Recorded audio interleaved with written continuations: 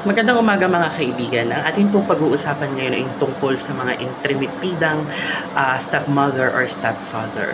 Kung ang iyong magulang ay nag-asawa ng 2 beses, ang mangyayari po sa mga ari-ariang naiwan doon sa unang asawa ay dapat na isettle na or hatiin ng natitirang asawa or ng nabubuhay pa.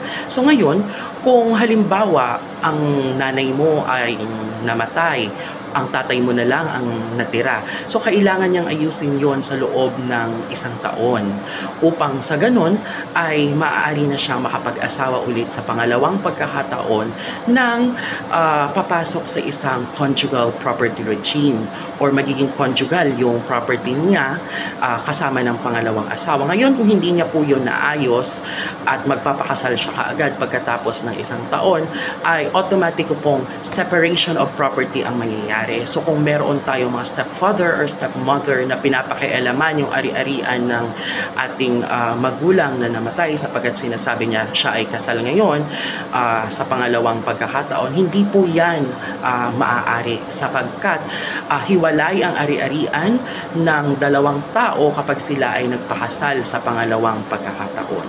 So, yun lamang po. Maraming salamat.